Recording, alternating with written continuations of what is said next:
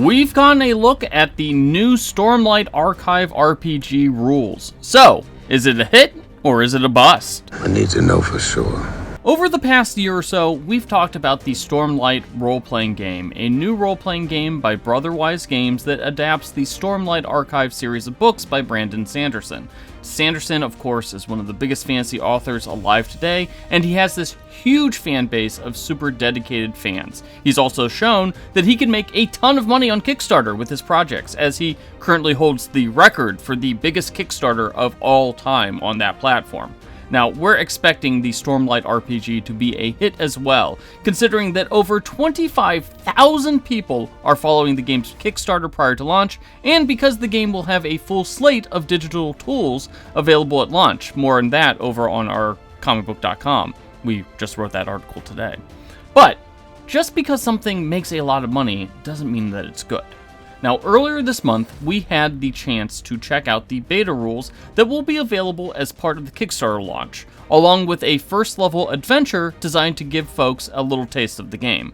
Now, we haven't had a play session of the Stormlight RPG yet, but we did give the rules a thorough read, and here is our brutally honest thoughts. The Stormlight role-playing game, at least on its surface, is a combination of familiar D20 mechanics with some crunchier elements, and it's all meant to capture the excitement and the tension of the Stormlight Archives book series. The new game system borrows elements of several RPGs that you'll probably recognize, games like Dungeons & Dragons, Pathfinder, and the Fantasy Flight Star Wars RPG, all with an aim of creating some dynamic moments both in and out of combat.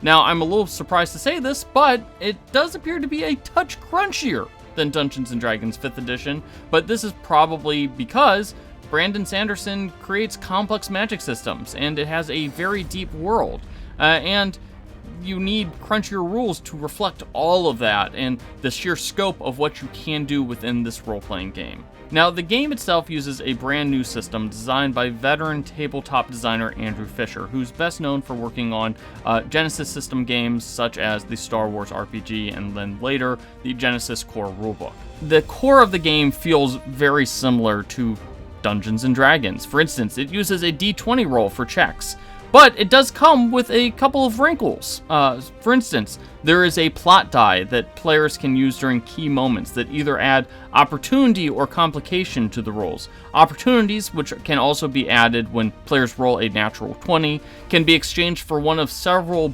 mechanical benefits, like dealing critical damage or giving advantage to another player's next roll. Or they can influence the narrative of the game in the player's favor. Now, the GM chooses the result of a complication, which is also obtained when a player rolls a natural 1 or when the plot die says, add a complication, and those consequences range from another player gaining disadvantage to their next test or a negative impact on tests to make things more complicated. Now, opportunities and complications can also be spent on countdowns that occur within the narrative. That feels a lot similar to things like Blades in the Dark, and that provides some additional stakes to rolls even when the player isn't attempting something risky.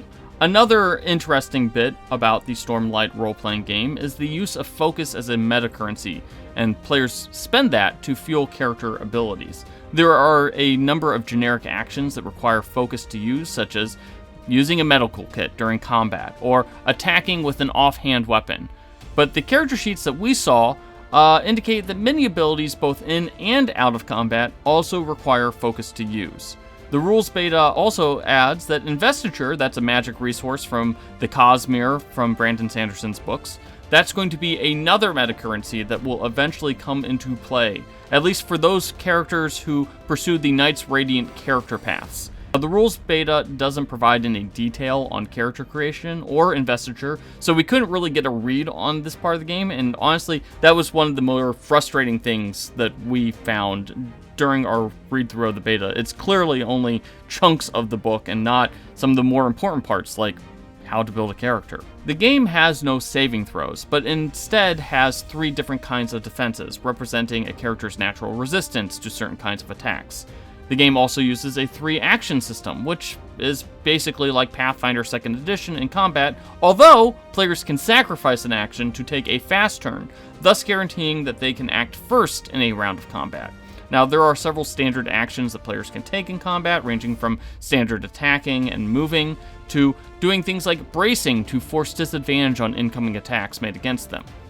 There's also a variety of actions that are specific to different character builds. The 3 action system, like I said, feels very familiar to Pathfinder 2nd Edition. That's not a bad thing, of course, but if you've only ever played Dungeons & Dragons, it's going to take some adjustment. One of the most interesting parts about the game is that it includes rules for conversations and endeavors. Conversations are functionally social duels, where players make tests against a character's cognitive or spiritual defense in order to influence them or gather information. While endeavors are basically extended skill tests, where players attempt to collectively succeed at a goal through a series of different tests, trying to reach a threshold of successes before they hit a certain number of failures. For instance, they may need to get 7 successes before 4 failures in order to successfully break into someone's mansion and steal something. Just throwing that out as a hypothetical example. The introductory adventure that we read gives examples of both a conversation and an endeavor, with the latter being a chase scene, where players try to collectively outrun a massive chasm fiend. Now, the Endeavor's rule set looks to be really cool because it has clear-cut parameters for successes and failures. The conversation system, on the other hand, it's a bit more loosely defined, which is out of deference to many players enjoying pure roleplay. Personally, I feel like the conversation system needs a little bit more consequence for failing tests, especially as there doesn't seem to be anything that prevents players from just arguing over and over and over again until they run someone down, except for, the DM cutting them off. Request denied! Another thing that we've talked about before, but isn't in the rules beta, is that players aren't bound to a specific character progression. Instead, players get to use one or more talent trees and build their characters around those as they level up. Now, that wasn't detailed in the rules, but other previews indicate that this system is similar to the Star Wars RPG that Fisher previously worked on. What I thought was interesting about this is that there are several classes that appear to be non-combat oriented, which is in line with what you see in the Stormlight archives. Not every single character is a fighter. The pre-generated characters that we saw include a scholar and an ardent, which is basically like a priest, and both those characters have abilities designed to either support other players in combat or debuff opponents within combat, as opposed to actively fighting them. Now, the rules beta, clearly just a taste of the Stormlight role-playing game, but my personal impression is that the game probably is going to succeed in what it's trying to do, which is to tell stories similar in scope to the actual Stormlight Archives books. There is a trend within tabletop RPGs of simpler rulebooks and less rules, and, more leaning on narrative storytelling. But the Stormlight Archives is a series that has a very defined magic system, and its readers probably would prefer a game system with similarly defined rules to match. Now, of course, that doesn't mean that there's not plenty of room for role-playing and creativity within the rule set, like the freedom that you have within conversations and endeavors.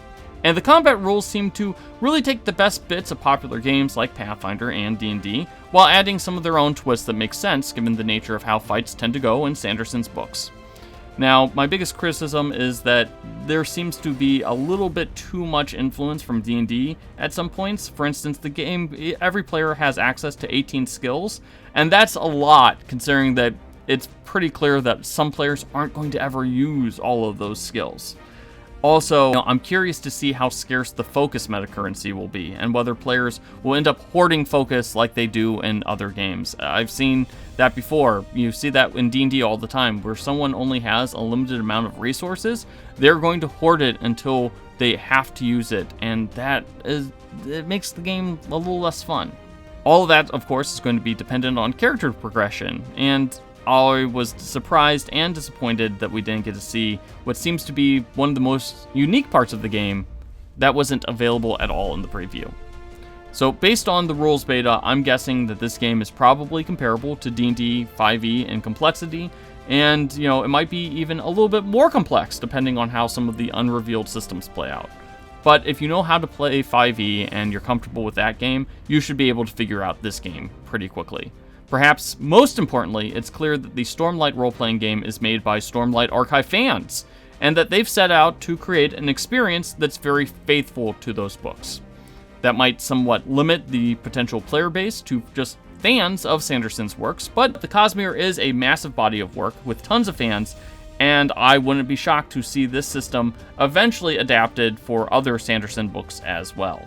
Anyways, that's our thoughts on the new Stormlight Archive RPG. The Kickstarter comes out on August 6th. Let us know if you're excited about this game, or if you're going to give it a pass in the comment section below, and don't forget to hit those like and subscribe buttons.